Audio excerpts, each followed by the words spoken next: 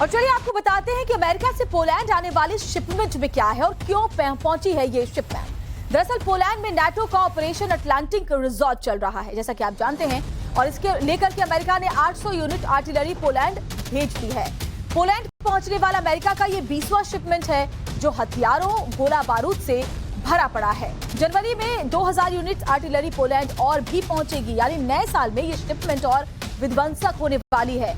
अभी 800 नए साल में 2000 यूनिट, ये समझ सकते हैं आप, यानी कि 2800 टोटल जो ये है आर्टिलरी वो पहुंचेगी। इस आर्टिलरी में battle tank, arm vehicles, MLRS मौजूद हैं और इसके अलावा विध्वंसक कई और ऐसे हथियार हैं जिसका इस्तेमाल युद्ध में हो सकता है, जिनका खुलासा अमेरिका और नाटो ने अभी हालांकि नहीं किया है। 40,000 सोल्जर पोलैंड में ऑलरेडी नाटो के मौजूद हैं और अब ये विध्वंसक हथियारों की जो खेप है वो पहुंचने का सीधा सीधा मतलब है कि युद्ध अभी और आगे इसी तरीके से बढ़ता हुआ नजर आ रहा है। हमारे सहयोगी विद्या राजा लगातार वॉर जोन से हमारे साथ जुड़े हुए, ग्राउंड जीरो से हर तस्वीर आप तक पहुंचा रहे हैं।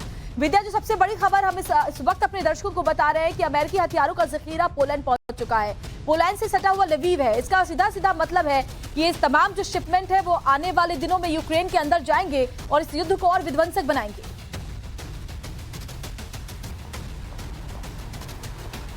बिल्कुल श्वेता, देखिए अमेरिका ने एक बार फिर से अपने हथियारों और टैंक्स का जो जखीरा है वो भेजा है और ये सीधे सीधे यूक्रेन के लिए भेजा गया है, क्योंकि लगातार हम देख रहे हैं तस्वीरों जो सामने आ रही हैं उसमें हमने देखा है कि न सिर्फ अब रूस की तरफ से घुसकर अटैक किया जा रहा है, इंटीरियर इलाकों में अटैक किया जा रहा है, रिहायशी इलाकों में अटैक किया जा रहा है, बल्कि यूक्रेन भी अब रूस के अंदर अटैक कर रहा है और बहुत बॉर्डर के पास के इलाके नहीं, बॉर्डर से काफी दूर के इलाके, 250 से 300 मील की दूरी पर जो इलाके हैं और खासतौर से जो एयर बेस है जहां पर फाइटर जेट्स तैनात हैं, जहां पर बमवर्षक विमान तैनात किए हैं, रूस ने उनको टारगेट कर रहा है। ऐसे में ये जो हथियारों का जखीरा पहुंचा है, ये जो टैंक्स का खेप पहुंचा है, ये यूक्रेन को जाएगा और पहले भी इसी तरीके से, जैसा कि आपने बताया कि ये 20वां खेप है और इससे पहले भी 19 खेप जो अमेरिका की तरफ से भेजे गए हैं वो सीधा यूक्रेन को गया है। तो पोलैंड में जो इस वक्त पहुंचा हुआ ये जखीरा है हथियारों का और टैंक्स के जो खेप हैं ये यूक्रेन के लिए ही हैं, इसमें कोई शक नहीं है और आने वाले दिनों में हम देखेंगे कि यूक्रेन इसका इस्तेमाल करेगा और अटैकिंग तरीके से, आक्रामक तरीके से यूक्रेन ने जो अब नई रणनीति बनाई है कि वो रूस में घुसकर मारेगा रूस को, जिस तरीके से रूस अभी तक अटैक करता रहा है कीव तक, राजधानी तक। अगली जो रणनीति है, अगला जो प्लान है यूक्रेन का वो यही है कि वो मॉस्को तक अटैक कर सके और इसकी पूरी तैयारी चल रही है। नेटो देशों की जो मीटिंग हुई थी, बैठक हुई थी, उसमें इस बात को लेकर निर्णय लिया गया था कि यूक्रेन को कैसे आने वाले दिनों में और ज्यादा हथियार दिए जाएं और खासतौर से वो हथियार दिए जाएं जो रूस के अंदर के इलाकों में जाकर हमला कर सके, विस्फोट कर सके। हालांकि अमेरिका की तरफ से ये साफ किया गया था कि वो कोई ऐसा हथियार या कोई ऐसी मिसाइल नहीं देने जा रहा है यूक्रेन को जिससे रूस के अंदर जाकर अटैक किया जा सके, लेकिन जो तमाम तरह के दावे थे वो गलत साबित होते हुए नजर आ रहे हैं और ऐसा लग रहा है कि आने वाले दिनों में ये जो युद्ध है, ये महायुद्ध, महाजंग और भी भीषण होने वाला है और इसकी विभीषिका अब रूस को भी झेलनी पड़ेगी, क्योंकि रूस के अंदर जो नागरिक हैं उनके ऊपर भी अटैक किया जा सकता है। जिस तरीके से रूस अभी यूक्रेन के नागरिकों के रिहायशी इलाकों में अटैक कर रहा है और लोगों की मौत हुई है। इसके अलावा मैं आपको बता दूं कि यूक्रेन की तरफ से कहा गया है कि कुल मिलाकर 56,000 युद्धबंदी हैं अभी भी यूक्रेन के पास, यूक्रेन में अलग अलग इलाकों में। तो रूस को एक सीधा संदेश है अमेरिका की तरफ से, नेटो की तरफ से और यूक्रेन की तरफ से कि ये युद्ध रुकने नहीं जा रहा है। भले ही धमकियां मिल रही हो परमाणु हमले की, भले ही प्लानिंग का खुलासा हो चुका हो परमाणु अटैक को लेकर कि रूस परमाणु अटैक कर सकता है कीव पर, लेकिन इसके बावजूद यूक्रेन झुकने वाला नहीं है, रुकने वाला नहीं है और उसकी मदद लगातार अमेरिका जैसे देश कर रहे हैं। हालांकि आपको मैं बता दूं कि यूक्रेन के आसपास के जो मुल्क हैं वो अब बहुत एक्टिव तौर पर इस युद्ध में, चाहे वो मिलिट्री इक्विपमेंट्स भेजने की बात हो, चाहे वो सैन्य साजो सामान की बात हो या फिर सैनिकों को ट्रेनिंग करने की बात हो, उसमें वो पीछे हटते हुए नजर आ रहे हैं। क्योंकि देखिए सबसे ज्यादा अगर रूस की तरफ से अटैक किया जाता है और तीसरा विश्व युद्ध शुरू होता है तो ये जो यूक्रेन के आसपास के देश हैं, पोलैंड, हंगरी, इनको नुकसान होगा। ये बात ये देश अच्छी तरह से जानते हैं और यही वजह है कि हंगरी ने भी कह दिया है कि हमारी तरफ से जो सैन्य जवानों को ट्रेनिंग दी जा रही थी वो ट्रेनिंग अब हम बंद बंद कर रहे हैं, टर्की ने अपने ड्रोन्स भेजने बंद कर दिए हैं, फ्रांस ने अपना हथियार देने से अब मना कर दिया है, लेकिन अमेरिका अभी भी खड़ा है क्योंकि ये जो लड़ाई है वो अमेरिका और रूस के बीच में है। एक बड़ी बात यह भी है कि कहा यह जा रहा है कि पुराने हथियार जितने हैं, चाहे वो अमेरिका के हों चाहे वो रूस के हों, वो सभी ये देश इस्तेमाल कर लेना चाहते हैं और अभी तक जिन हथियारों का इस्तेमाल किया गया है वो लगभग पुराने हथियार ही हैं, पुराने टैंक ही हैं और पुराने फाइटर जेट्स ही हैं। हालांकि अमेरिका ने Su-32 जो यूक्रेन का फाइटर हेलीकॉप्टर है उसको मार गिराने का दावा किया है और इसके बदले में ही यूक्रेन की तरफ से पिछले 24 घंटे में हमने जो देखा है कि 3 बार रूस के अंदर अटैक किया गया है और 3 बेहतर तरीके से समझेंगे जमीनी वहां पर और क्या इस वक्त हालात बने हुए अपने दर्शकों तक पहुंचाएंगे। विद्यार्थी बड़ी खबर दरअसल इस वक्त आ रही है, पोलैंड पहुंचने वाली खेप से जुड़ी हुई। अमेरिका ने अपनी सबसे खूंखार इन्फेंट्री को पोलैंड के बैटल फील्ड में उतार दिया है। अमेरिका की फर्स्ट इन्फेंट्री के जवान पोलैंड पहुंच चुके हैं। ये वो इन्फेंट्री है जो पहले वर्ल्ड वॉर से अमेरिका के लिए लड़ रही है, चाहे पहला विश्व युद्ध रहा हो, वियतनाम वॉर रहा हो, फारस की खाड़ी की लड़ाई रही हो या फिर बाल्कन वॉर्स रहा हो। ये इन्फेंट्री हर जंग में अमेरिका के लिए लड़ चुकी है। इस इन्फेंट्री को 100 साल से जंग लड़ने का एक्सपीरियंस है। और चलिए अब आपको ये भी समझा देते हैं, विद्या के पास जाने से पहले अमेरिका के इस इन्फेंट्री के बारे में बताते हैं कि ये कब से है, कितनी लड़ाइयां लड़ी और इसका पोलैंड पहुंचना इतना इंपॉर्टेंट क्यों है। तो इसको इस तरीके से समझिए कि यूएस की घातक इन्फेंट्री है, पोलैंड में इसकी एंट्री हो चुकी है। अमेरिका के सबसे घातक आर्मी यूनिट है फर्स्ट इन्फेंट्री। जी हाँ, फर्स्ट इन्फेंट्री को 100 साल का युद्ध लड़ने का पूरा अनुभव है। इसमें फिर चाहे हम सबसे पहले विश्व युद्ध की बात करें, फर्स्ट इन्फेंट्री की ये पहली जंग थी। इसके अलावा दूसरे वर्ल्ड वॉर में भी फर्स्ट इन्फेंट्री ने जापान पर हमला बोला था। दूसरे विश्व युद्ध में फ्रंट लाइन पर दरअसल यही इन्फेंट्री थी, अमेरिका की फर्स्ट इन्फेंट्री, जिसके बारे में हम आपको जानकारी दे रहे हैं। इसके अलावा वियतनाम वॉर की बात करें, बाल्कन वॉर की बात करें, फर्स्ट इन्फेंट्री ने यहां पर युद्ध में अहम भूमिका निभाई थी। 1990 से 2003 में इराक, 1999 में कोसोवो में भी लड़ाई में इन्फेंट्री आगे बढ़ी थी। वहीं 2012 से 2021 तक अफगानिस्तान में रही फर्स्ट इन्फेंट्री के जवान अब यूक्रेन पोलैंड बॉर्डर पहुंच चुके हैं। तो ये कितनी खतरनाक इन्फेंट्री है, इसको और बेहतर तरीके से समझने के लिए सीधे विद्या जाकर रुक कर लेते हैं। विद्या, फर्स्ट इन्फेंट्री की जानकारी हम अपने दर्शकों को दे रहे हैं, जरा आप भी हमें समझाएं फर्स्ट इन्फेंट्री कितनी खतरनाक है, क्योंकि ये इन्फेंट्री पहुंच चुकी है अब पोलैंड और ये वो इस युद्ध में कितनी अहम भूमिका निभा सकती है। देखिए, ये अमेरिका को महसूस होने लगा है क्योंकि तीसरे विश्व युद्ध की आहट अब सुनाई देने लगी है और इसका ऐलान रूस की तरफ से पहले से ही किया जाता रहा है कि अगर जरूरत पड़ेगी तो वो पीछे नहीं हटेगा। लिहाजा अमेरिका को ये पता चल गया है कि अब जरूरत आन पड़ी है कि वो अपने सैन्य दल को यहां पर तैनात कर दे। सीधे तौर पर यूक्रेन में तैनात नहीं किया जा सकता है क्योंकि ये सबको पता है कि अगर नेटो का सदस्य जब तक यूक्रेन नहीं होता है तब तक अमेरिका अपने जवानों को वहां नहीं भेज पाएगा। लिहाजा अमेरिका ने इन जवानों के टुकड़ी को, समूह को खड़ा कर दिया है बॉर्डर के इलाकों में और जरूरत पड़ने पर, अगर विश्व युद्ध के हालात बनते हैं तो जरूरत पड़ने पर इनको उतार दिया जाएगा यूक्रेन में, क्योंकि तब कोई देश ये नहीं सोचेगा कि कौन किसको कितना सहयोग कर रहा है, सीधे तौर पर सहयोग कर रहा है या फिर पर्दे के पीछे रहकर सहयोग कर रहा है। तो अमेरिका की ये स्ट्रेटेजी है क्योंकि ये लड़ाई अमेरिका और रूस के बीच में ही माना जा रहा है। भले ही इसके लिए यूक्रेन लड़ रहा है, यूक्रेन के सैनिक शहीद हो रहे हैं, यूक्रेन के नागरिक मारे जा रहे हैं, यूक्रेन के इलाके खाक हो रहे हैं, लेकिन ये जो पूरी लड़ाई है वो अमेरिका और रूस के बीच की लड़ाई के तौर पर ही देखा जा रहा है। ऐसे में ये जो फर्स्ट इन्फेंट्री जिसके बारे में आप बता रही हैं श्वेता, ये दरअसल इसको कई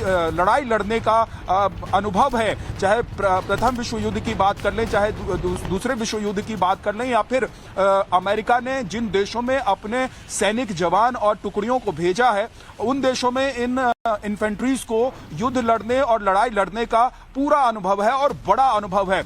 और लिहाजा अमेरिका को पता है कि जरूरत पड़ने पर ये इन्फेंट्री जो है वो सबसे ज्यादा कारगर साबित हो सकती है, क्योंकि इसके बाद जब विश्व युद्ध के हालात आएंगे जिसकी आहट महसूस की जा रही है पश्चिमी देशों में, और खास तौर से जब से रूस की तरफ से परमाणु हमले की धमकी मिली है और जब से अमेरिका ने यह पर्दाफाश किया है कि रूस यूक्रेन पर परमाणु बम गिरा सकता है, उसके बाद से तैयारियां जोरों पर चल रही है। नेटो देश जो हैं वो अपनी पूरी ताकत के साथ यहां तैयारी को और यूक्रेन को मदद पहुंचाने की कोशिश कर रहे हैं, पूरी तैयारी के साथ खड़े नजर आ रहे हैं। और अमेरिका भी, क्योंकि यहां से अमेरिका से यहां की दूरी काफी ज्यादा है, लिहाजा अमेरिका को पता है कि अचानक अगर कुछ होता है तो फिर ऐसे में सैन्य मदद पहुंचाना बहुत मुश्किल काम होगा। आर्टिलरीज है, इन्फेंट्री है, वो पहले ही पोलैंड पहुंचा दी गई है।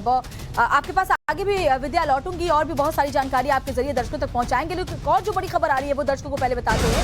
यूक्रेन युद्ध में बॉर्डर से सटे पोलैंड पर भी रूस से युद्ध का खतरा मंडरा रहा है। ये बड़ी खबर, रूस से बढ़ती चुनौती को देखते हुए पोलैंड ने अपनी आर्मी की ताकत बढ़ाने के लिए आम लोगों को सैनिकों के रूप में ट्रेनिंग देनी शुरू कर दी है। रूस से मिल रही चुनौती पर पोलैंड की तैयारी अब सामने आ रही है। नागरिकों को पोलैंड दे रहा है आर्मी ट्रेनिंग, शक्तिशाली सेना बनाने के लिए अभियान चलाया जा रहा है। असॉल्ट राइफल के साथ ट्रेनिंग की तस्वीरें सामने आई हैं और इसमें न सिर्फ पुरुष हैं बल्कि महिलाएं भी दिखाई दे रही हैं। ट्रेनिंग में 3500 से ज्यादा लोग शामिल हो गए हैं। और विद्या, जिस तरीके से आप बता रहे हैं कि अचानक अगर वर्ल्ड वॉर जैसी कोई स्थिति आती है, पश्चिमी देशों के ऊपर कोई इस तरीके का हालात बनते हैं, तो ऐसे में पहले से ही तैयारी की जा रही है। लिहाजा हम देख रहे हैं कि पोलैंड में भी अब कैसे जो सिविलियंस हैं उनको भी आर्मी की ट्रेनिंग दी जा रही है।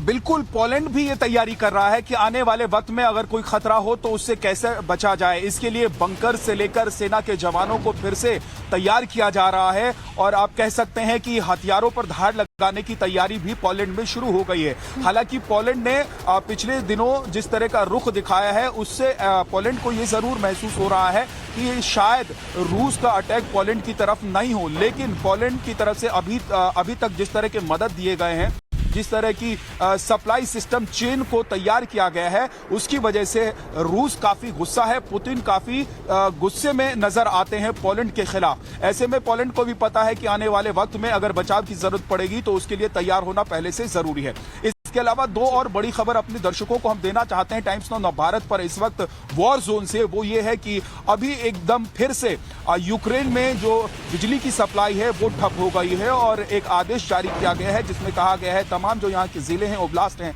उनको कहा गया है कि अभी तक निर्धारित जो बिजली सप्लाई सिस्टम है उसको उसी तरीके से रखा जाए। बिजली कट्स जितने हो रहे हैं उसको उसी तरीके से रखा जाए, लेकिन इसके अलावा नागरिकों से कहा गया है कि आप कम से कम बिजली का इस्तेमाल करें ताकि आने वाले वक्त में आपको ज्यादा समस्या का सामना ना करना पड़े, क्योंकि कई ऐसे बॉयलर सिस्टम्स हैं यहाँ पर यूक्रेन के जो बंद हो गए हैं, जो काम नहीं कर पा रहे हैं क्योंकि उनके ऊपर बोझ बहुत ज्यादा बढ़ गया है। इसके अलावा यही स्ट्रैटेजी रूस की है भी विद्या कि इंफ्रास्ट्रक्चर को टारगेट किया जाए, पावर प्लांट्स को टारगेट किया जाए ताकि जो जनजीवन है उसको पूरी तरीके से प्रभावित किया जाए। और विद्या, आप बड़ी खबर बता रहे थे वहां से जो इस वक्त अपडेट्स आ रही है, क्योंकि आप वॉर जोन से सीधे इस वक्त जुड़े हुए हैं, और क्या अपडेट इस वक्त वहां से मिल रही है?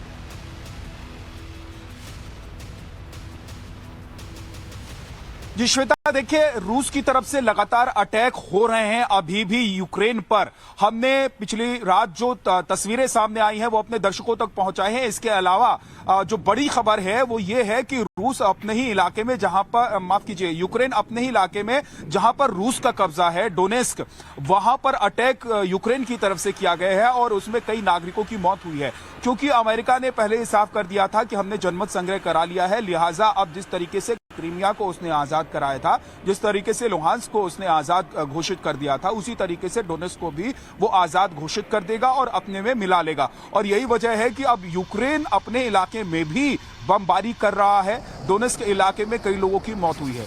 दूसरी बड़ी बात यह है जो 3 एयरबेस हैं रूस के, वहां पर यूक्रेन के अटैक के बाद अब रूस नए तरीके से नई रणनीति के साथ अटैक करने का प्लान कर रहा है। और यही वजह है कि 2 सब स्टेशंस जो हैं पावर के, उनको रूस ने बीती रात ध्वस्त कर दिया है, उनको फिर से अटैक किया है। और यही वजह है कि जो हम आपसे कुछ ही सेकंड पहले अपने दर्शकों को बता रहे थे कि यूक्रेन में एक बार फिर से पावर संकट गहरा गया है। बिजली एक बार फिर से लोगों तक नहीं पहुंच पा रही है, जिसकी वजह से जनजीवन पूरी तरीके से यहाँ पर खराब है। लोग ना घर में रह पा रहे हैं और ना ठंड की वजह से बाहर निकल पा रहे हैं। ऐसे में लोगों का जीना काफी मुश्किल हो गया है। तीसरी बड़ी बात आपको ये बता दें कि मोल्दोवा में ठीक उसी तरीके की मिसाइल का मलबा मिला है जो पोलैंड में मिला था। तो इस बार भी कहा यह जा रहा है कि ये यूक्रेन का ही है। हालांकि पिछली बार भी इस बात की ना तो पुष्टि की गई कि ये यूक्रेन ने गिराया था या गलती से आ गया था या फिर ये रूस की तरफ से अटैक किया गया था। इस पर चुप्पी साध ली गई थी। और इस बार मोल्दोवा की सरकार की तरफ से जो तस्वीर जारी की गई है जिसमें दिखाया गया है कि मिसाइल का जो खोखा है वो वहां पर पड़ा हुआ है। हालांकि वो खाली खोखा था। तो क्या ये एक साजिश के तौर पर इसको गिराया गया है मोल्दोवा में, और इसकी वजह से क्या आने वाले वक्त में ये जो युद्ध है वो एक नई दिशा में जाता हुआ नजर आएगा? इस पर भी बड़ी खबर आ सकती है, क्योंकि ये आसपास के देश हैं यूक्रेन के। साथ ही आपको बता दें कि बेलारूस में पूरी तैयारी चल रही है रूस की तरफ से, और बेलारूस के रास्ते एक बार फिर से कीव को अटैक करने की तैयारी है। बेलारूस की जमीन का भी यूक्रेन पर अटैक के लिए इस्तेमाल हो सकता है, और इसीलिए यूक्रेन के जो सैनिक है बेलारूस के बॉर्डर पर भी अभी अपनी तैनाती बढ़ा रहे हैं। विद्या, मैं लौटूंगी आपके पास। एक बड़ी खबर दरअसल इस वक्त आ रही है, टर्की अजरबैजान की वॉर नंबर एक्सरसाइज। अजरबैजान में दोनों सेनाओं का युद्धाभ्यास जारी है। आर्मेनिया से टेंशन के बीच वॉर एक्सरसाइज टर्की और अजरबैजान करते हुए नजर आ रहे हैं, लेकिन आर्मेनिया की टेंशन बढ़ गई है। आर्मेनिया की टेंशन क्यों बढ़ी है ये हम आपको बताएंगे, लेकिन उससे पहले ये तस्वीरें आप देख लें। रूस और अजरबैजान की जो सेनाएं हैं रियल टाइम वॉर एक्सरसाइज कर रही हैं। तीनों वॉर जोन यानी कि जल, थल और नभ तीनों मोर्चों पर टर्की और अजरबैजान एक्सरसाइज कर रहे हैं।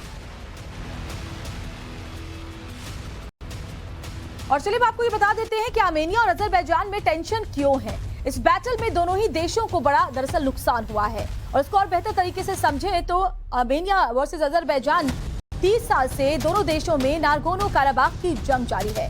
2020 की जो जंग हुई थी उसमें 6600 से ज्यादा लोग मारे गए थे।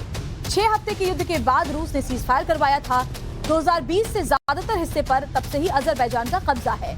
जंग में बात करें तो अब तक 38,000 से ज्यादा सैनिक मारे गए हैं। 3 दशकों के संघर्ष में 10 लाख से ज्यादा लोग बेघर हो चले। और अब ये जो वॉर एक्सरसाइज की तस्वीर सामने आ रही है वो अपने आप में बता रही है कि कैसे तैयारियां दोनों ही देशों में की जा रही हैं। आर्मेनिया और अजरबैजान को लेकर दुनिया भी 2 गुटों में बटी हुई है, और इसको लेकर के विद्या से और बेहतर तरीके से समझते हैं। विद्या, हमारे दर्शकों को समझाएं कि कैसे आर्मेनिया और अजरबैजान दोनों को लेकर के जो धड़े हैं वो बटे हुए हैं।